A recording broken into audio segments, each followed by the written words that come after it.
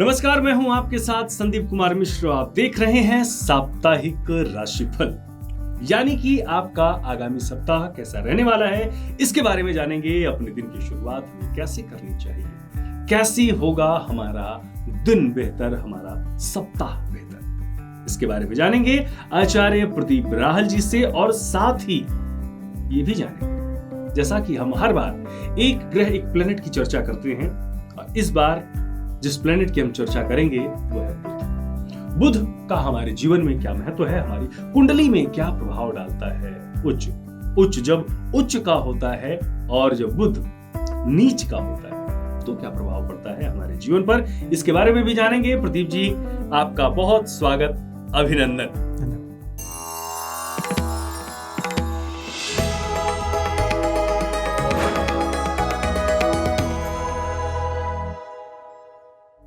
चलिए कार्यक्रम की शुरुआत करते हैं और साप्ताहिक राशिफल के बारे में जानते हैं कि कैसे हम अपने सप्ताह की शुरुआत करें और अपने दिन को, अपने सप्ताह को बनाएं बेहतर। और दूसरी बात जो हम बुध की बात करेंगे वो बाद में करेंगे, लेकिन सबसे पहले हम चर्चा करते हैं राशिफल के बारे में। और चलिए आगे बढ़ते हैं और अगले 3 राशियों के बारे में जानते हैं, जो है मेष, वृष और मिथुन।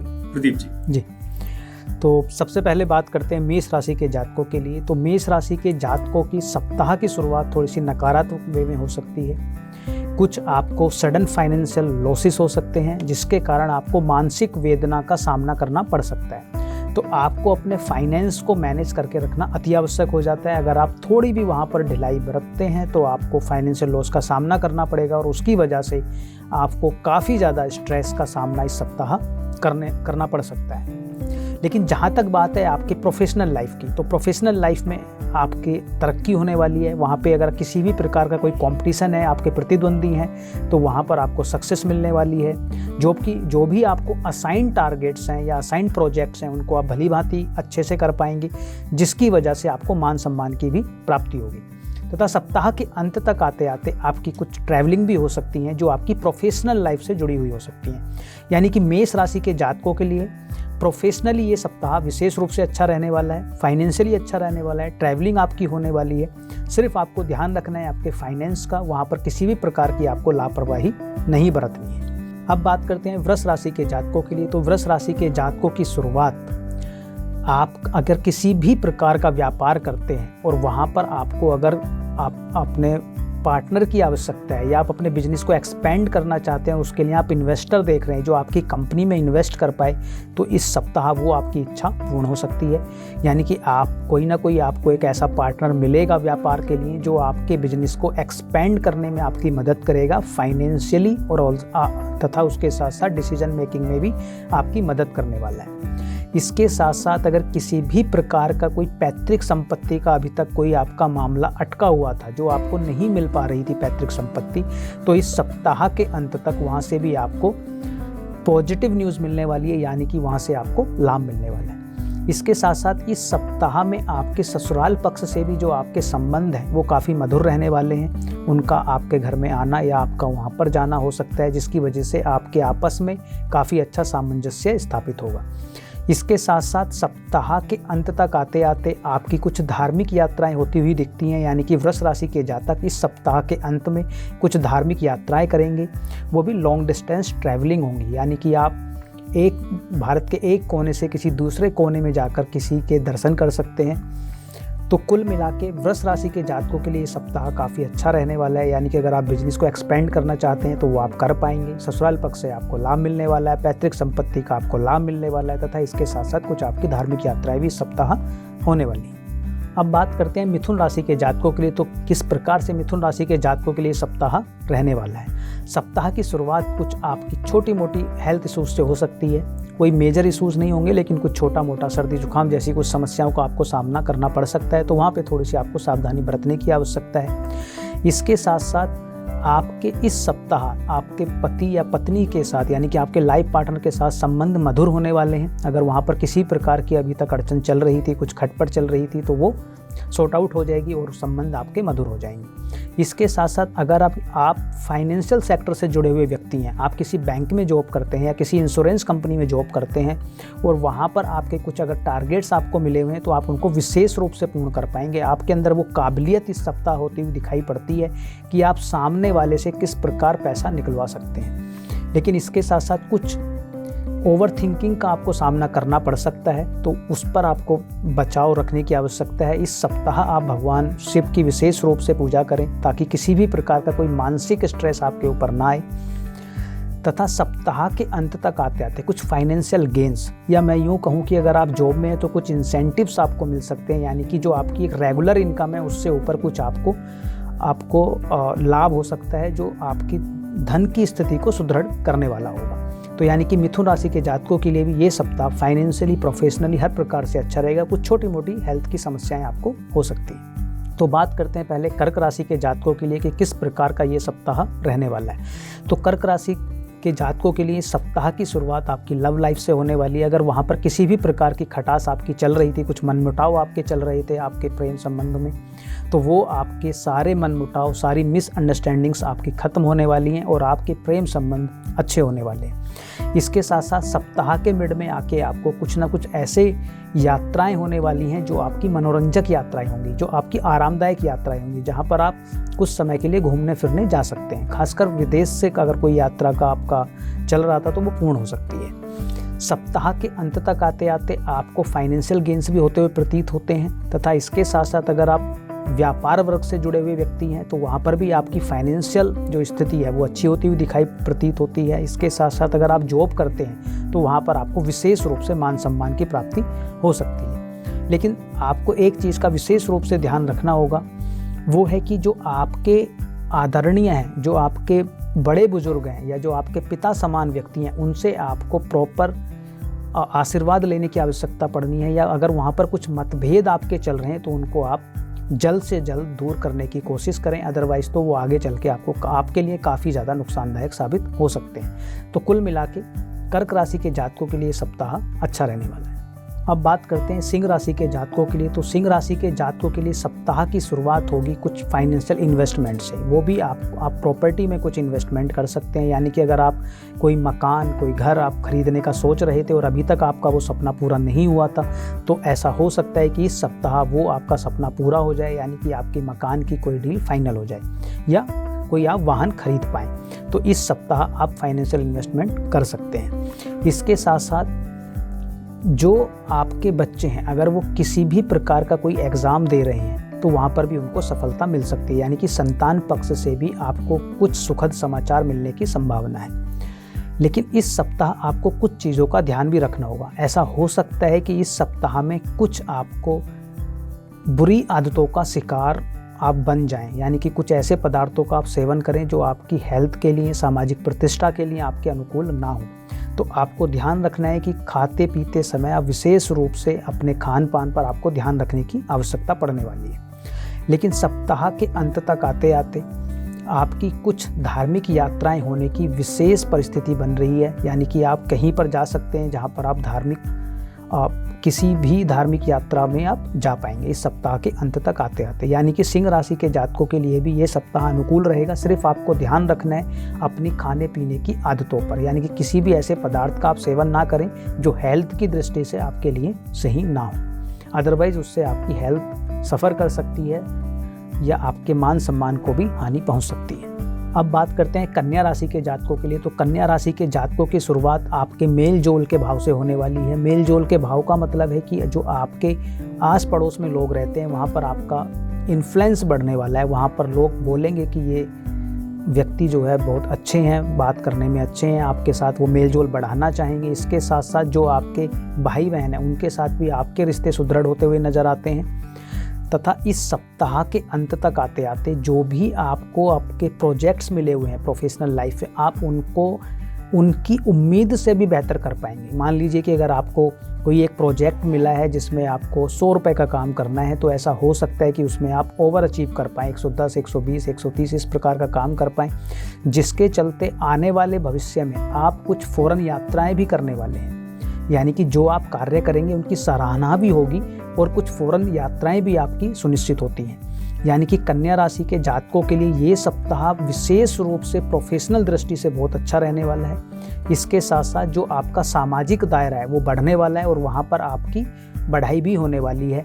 आपको मान सम्मान की उस सर्कल में प्राप्ति होने वाली है। तो कन्या राशि के जातकों के लिए सप्ताह हर प्रकार से विशेष रूप से लाभदायक रहने वाला है। तो तुला राशि के जातकों की हम जहाँ तक बात करते हैं तो तुला राशि के जातकों के लिए इस सप्ताह की शुरुआत आपका जो संचित धन है, जो आपकी सेविंग्स हैं, वो बढ़ने वाली है। यानी कि वहाँ पर किसी प्रकार का आपको फाइनेंशियल गेन्स होगा, जिसकी वजह से आपकी फाइनेंशियल स्थिति काफ़ी मजबूत होती प्रतीत होती है इस सप्ताह में। इसके साथ साथ इस सप्ताह के अंत तक आते आते आपको अपनी मैरिड लाइफ पर विशेष रूप से ध्यान रखने की आवश्यकता पड़ सकती है। ऐसा हो सकता है कि किन्हीं कारणों से वहाँ पर आपके जीवन साथी के साथ मनमुटाव हो, और अगर आप वहाँ पर ध्यान नहीं देंगे तो ये स्थिति काफ़ी ज़्यादा विकराल रूप ले सकती है। यानी कि डाइवोर्स जैसी स्थिति भी उत्पन्न हो सकती है। तो आपको विशेष रूप से इस सप्ताह अपने जीवन साथी के साथ अच्छे संबंध बनाकर रखने की आवश्यकता पड़ने वाली है। धन बढ़ेगा, वाणी आपकी अच्छी होगी, लेकिन जीवन साथी के साथ कुछ समस्याएं आपकी रह सकती हैं। अगर आप किसी भी प्रकार का कोई इन्वेस्टमेंट करना चाहते हैं, यानी कि आप स्टॉक्स में कोई इन्वेस्टमेंट करना चाहते हैं, आप प्रॉपर्टी में कोई इन्वेस्टमेंट करना चाहते हैं, तो उसके लिए आपके समय काफ़ी ज़्यादा अनुकूल है। आप वहाँ पर अगर इन्वेस्टमेंट करते हैं तो आपको विशेष रूप से वहाँ पर लाभ मिलने वाला है। इसके साथ साथ इस सप्ताह में जो भी कार्य आप अपने हाथ में लेंगे, चाहे वो आपकी प्रोफेशनल लाइफ से जुड़ा हो, यानी कि आपके व्यापार से जुड़ा हुआ हो अगर आप व्यापार वर्ग से आते हैं, चाहे वो आपकी जॉब से जुड़ा हुआ हो, या कोई और ऐसा काम जो किसी ने आपको सौंप दिया हो कि ये व्यक्ति इनको अच्छा कर सकते हैं, यानी कि जो पर्सनल लाइफ में कई बार आपको काम सौंप दिए जाते हैं, तो वहाँ पर आप उनको भली भांति से उनकी जो आपके ऊपर विश्वास है उसको आप कायम रख पाएंगे और अच्छे से उसको संपूर्ण भी कर पाएंगे। सिर्फ आपके लिए एक ही आपके लिए सजेशन है कि आपको अपने जीवन साथी के साथ सामंजस्य बनाकर रखने की आवश्यकता इस सप्ताह पड़ने वाली है। उसके अलावा हर प्रकार से ये सप्ताह आपके लिए अच्छा रहने वाला है। अब बात करते हैं वृश्चिक राशि के जातकों के लिए। तो वृश्चिक राशि के जातकों के लिए इस सप्ताह की शुरुआत आपके मान सम्मान को लेकर होने वाली है। यानी कि सप्ताह में आपको मान सम्मान की प्राप्ति होने वाली है, चाहे वो प्रोफेशनल लाइफ की बात हो चाहे वो पर्सनल लाइफ की बात हो, यानी कि दोनों ही जगह पर आपको मान सम्मान की प्राप्ति भी होगी। इसके साथ साथ सप्ताह के मिड में आके आपकी जो वाणी होगी वो काफ़ी ज़्यादा प्रभावशाली हो जाएगी। वैसे भी आप काफ़ी चुनकर काफ़ी अच्छे शब्दों का इस्तेमाल करते हैं, काफ़ी सोच समझकर आप बात करते हैं, लेकिन सप्ताह के मिड में और अंत तक, यानी कि मिड से लेकर अंत तक आप विशेष रूप से इस चीज़ का ध्यान रखेंगे, जिसकी वजह से आप अपना कोई भी कार्य निकालने में सामर्थ्य दिखा पाएंगे। यानी कि अपनी वाणी के प्रभाव से आप कोई भी कार्य कर पाएंगे, जिससे होगा ये कि आपकी प्रोफेशनल लाइफ, आपकी पर्सनल लाइफ, आपका फ्रेंड सर्कल, हर जगह आपको मान सम्मान की प्राप्ति होगी। इसके साथ साथ अगर आपका कोई अभी तक कोई कोर्ट से जुड़ा हुआ कोई केस चल रहा था तो वहाँ पर आप अपने शत्रुओं को परास्त कर पाएंगे। यानी कि वो इस सप्ताह आपके शत्रु या वो कोर्ट केस खत्म हो सकता है इस सप्ताह के अंत तक आते आते। तो वृश्चिक राशि के जातकों के लिए सप्ताह भी काफ़ी अनुकूल रहने वाला है। अब बात करते हैं धनु राशि के जातकों के लिए। तो धनु राशि के जातकों के लिए सप्ताह की शुरुआत फाइनेंशियल लॉसेस से हो सकती है। कुछ ऐसे एक्सपेंसेस का आपको सामना करना पड़ सकता है जो अनएक्सपेक्टेड हो, अचानक से आपके सामने आ जाएं और वहाँ पर आपका पैसा ड्रेन हो जाए। लेकिन सप्ताह के अंत तक आते आते कुछ फाइनेंशियल गेंस भी होंगे, यानी कि कोई घबराने वाली स्थिति नहीं है। सप्ताह के स्टार्ट में अगर लॉस भी होगा तो सप्ताह के अंत तक कुछ फाइनेंशियल गेंस भी होंगे। लेकिन इस सप्ताह आपको ध्यान रखने की आवश्यकता है अपनी फैमिली लाइफ पर, खासकर जो आपकी इमीडिएट फैमिली है वहाँ पर कुछ गर्मा गर्मी का माहौल हो सकता है। ऐसा हो सकता है कि आपका मतभेद अपने बच्चों के साथ या पत्नी के साथ या माता पिता के साथ बना रहे, जिसकी वजह से आपका घर में मन ना लगे। आप चाहेंगे कि आप ज़्यादा से ज़्यादा घर के बाहर रहें, लेकिन उस चीज़ को आपको अवॉइड करने की आवश्यकता पड़ने वाली है। इसके साथ साथ अपनी वाणी पर विशेष रूप से संयम बना के रखें, क्योंकि इस सप्ताह ऐसा ज़रूर होगा कि जो आपका सेल्फ कंट्रोल होगा, जो आपके रिएक्शंस होंगे वो काफ़ी ज़्यादा होंगे। यानी कि आप सेल्फ कंट्रोल खो सकते हैं गुस्से में। तो अगर आप इस चीज़ का ध्यान रखते हैं तो उसके अलावा चाहे वो आपकी प्रोफेशनल लाइफ हो चाहे पर्सनल लाइफ हो, वो ठीक रहेगी। और इस सप्ताह आपको विशेष रूप से माँ काली की आराधना करनी चाहिए, ताकि जो भी आपका कुछ ऐसा घर में माहौल चल रहा है जिसकी वजह से आपको डिस्टर्बेंस का सामना करना पड़ रहा है वो खत्म हो जाए और माँ काली की कृपा से आपका ये सप्ताह बहुत अच्छा निकले। तो बात करते हैं मकर राशि के जातकों के लिए। तो मकर राशि के जातकों की जो सप्ताह की शुरुआत होगी वो आपकी प्रोफेशनल लाइफ से गेन से होगी, यानी कि कुछ आपको इंसेंटिव्स या कुछ बोनसेस आपको मिल सकते हैं अपनी प्रोफेशनल लाइफ में, जिससे आपकी फाइनेंशियल स्थिति सुदृढ़ होने वाली है। सप्ताह के मिड में कोई ना कोई आपकी ट्रैवलिंग डेफिनेटली होने वाली है इस सप्ताह में। सप्ताह के अंत तक आते आते आपको मान सम्मान भी मिलेगा। वैसे भी इस सप्ताह आप देखेंगे कि आपके अंदर एक जज्बा होगा हर चीज़ को कंट्रोल करने का, और आप चाहेंगे कि हर कार्य को आप समय से पहले निपटा दें। इसके साथ साथ जो आपका घर का माहौल होगा, जो आपकी डोमेस्टिक लाइफ होगी, वो भी काफ़ी अच्छी रहने वाली है, यानी कि वहाँ पर भी आप इंजॉय करने वाले हैं। तो मकर राशि के जातकों के लिए ये सप्ताह प्रोफेशनल लाइफ से, पर्सनल लाइफ से, फाइनेंशियल गेन्स की दृष्टि से, ट्रैवलिंग की दृष्टि से, हर प्रकार से विशेष रूप से अच्छा रहने वाला है। अब बात करते हैं कुंभ राशि के जातकों के लिए। तो कुंभ राशि के जातकों के लिए ये सप्ताह थोड़ा सा नकारात्मक रहने वाला है। सप्ताह के शुरुआत से ही आपके ऊपर फाइनेंशियल लॉसेस का भार रहेगा, यानी कि जो आपकी फाइनेंशियल कंडीशंस हैं, जो आपका संचित धन है, उसका व्यय होना निश्चित लग रहा है इस सप्ताह। तो काफ़ी सोच समझकर आप अपने धन को यूज़ करें, अदरवाइज़ तो आगे चल के आपको काफ़ी ज़्यादा दिक्कतों का सामना करना पड़ सकता है। इसके साथ साथ छोटी मोटी बीमारियों का सामना भी आपको इस सप्ताह करना पड़ सकता है। विशेष रूप से आपको अपने फादर से जुड़ी हुई किसी बीमारी का आपको सामना करना पड़ सकता है। तो आपको सलाह यही दी जाती है कि आप अपने पिता को या अपने पिता की हेल्थ का विशेष रूप से ध्यान रखें, अदरवाइज़ उनको खराब हेल्थ के चलते काफ़ी ज़्यादा दिक्कतों का सामना करना पड़ सकता है। इसके साथ साथ जो आपकी वाणी है वो भी इस समय काफ़ी ख़राब हो सकती है, यानी कि आप काफ़ी ऐसे शब्दों का चयन कर सकते हैं जो सामने वाले को आहत पहुंचाएं, जो सामने वाले को परेशान करें। तो आपको अपनी वाणी पर, आपके फाइनेंस पर और अपने पिता पर विशेष रूप से ध्यान रखने की आवश्यकता है, अदरवाइज़ काफ़ी ज़्यादा दिक्कतों का आपको सामना करना पड़ सकता है। इन सब चीज़ों से बचने के लिए अगर आप नित्य प्रतिदिन सुंदरकांड का पाठ करते हैं, हनुमान मंदिर जाते हैं डेली, तो आपको विशेष लाभ होगा और इन सारी समस्याओं का हो सकता है कि हनुमान जी की अगर कृपा हुई आपके ऊपर तो आपको किसी भी परिस्थिति का सामना ना करना पड़े। अब बात करते हैं मीन राशि के जातकों के लिए। तो मीन राशि के जातकों के लिए सप्ताह की शुरुआत आपकी प्रोफेशनल लाइफ में कुछ अच्छी खबर से हो सकती है, यानी कि जो अभी तक आपने मेहनत की है उसका आपको अच्छे परिणाम देखने को मिल सकते हैं। आपकी पदोन्नति हो सकती है, या अगर आप व्यापार करते हैं तो वहाँ पर आपको कुछ फाइनेंशियल गेन्स हो सकते हैं, आपका बिजनेस एक्सपेंड हो सकता है। इसके साथ साथ सप्ताह के अंत तक आते आते जो आपके सुपीरियर्स हैं, जो आपके सबॉर्डिनेट्स हैं, जो आपके कोवर्कर्स हैं, जो आपके कलीग्स हैं, उन सब से आपको सहयोग मिलने वाला है इस सप्ताह में। इसके साथ साथ जो आपका शत्रु पक्ष है, जो आपको किसी भी प्रकार से परेशान कर रहा था, इस सप्ताह में उनका पराजित होना तय है। तो अगर कोई भी ऐसी समस्या आपके जीवन में चल रही थी, जो शत्रु पक्ष आपको परेशान कर रहा था, तो वहाँ इस सप्ताह में आपको उससे निजात मिल जाएगी। लेकिन आपको एक चीज़ का ध्यान रखना है कि आप इस सप्ताह बहुत ज़्यादा हर चीज़ को कंट्रोल करने की कोशिश करेंगे, और अगर उसको कंट्रोल करने में थोड़ा सा भी वो आगे पीछे हुआ तो आपको काफ़ी ज़्यादा एंग्जाइटी का सामना करना पड़ सकता है। तो आपको ध्यान ये रखना है कि बहुत ज़्यादा आप हर चीज़ को पकड़ने की कोशिश ना करें। वैसे भी ये सप्ताह आपका अच्छा रहने वाला है, तो सप्ताह के अंत तक सारी चीज़ें आपके कंट्रोल में ही होंगी। तो आप अपने ऊपर भी ध्यान दें, यानी कि कुछ मेडिटेशंस वगैरह करें, या फिर आप डेली मंदिर जाएं, ताकि आप कुछ पॉजिटिव आपको एनर्जी मिलती रहे और आपका जो मन है वो शांत रहे। तो कुल मिला के मीन राशि के जातकों के लिए भी सप्ताह अच्छा रहेगा। सिर्फ आपको मेडिटेशन करने की आवश्यकता है, अपने आप को थोड़ा शांत रखने की आवश्यकता पड़ने वाली है। तो ये थी 12 राशियां और आपका साप्ताहिक राशिफल। कैसे करने हैं अपने दिन की शुरुआत, क्या उपाय हैं और कैसा रहने वाला है आपका आगामी सप्ताह, इसके बारे में हमने जाना। और अब बारी है उस एक प्लेनेट की जिसका हमारे जीवन पर बड़ा विशेष प्रभाव पड़ता है हमारी कुंडली के लिहाज से। वो ग्रह यानी कि जिसकी अब हम बात करने वाले हैं वो है बुध। बुध कहाँ है, बुध किसका प्रतिनिधित्व करता है और इसका हमारे जीवन पर क्या कुछ प्रभाव पड़ता है।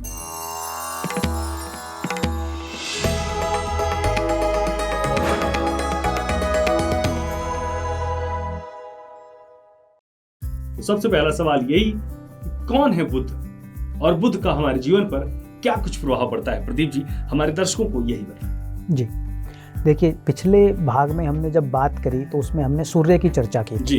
तो सूर्य को हमने राजा कहा, बुध को हम मंत्रिमंडल में संज्ञा देते हैं राजकुमार की। अच्छा। तो राजकुमार क्या होता है, यंग होता है, उसके अंदर काम करने का जज्बा होता है। जिसका भी बुध अच्छा होगा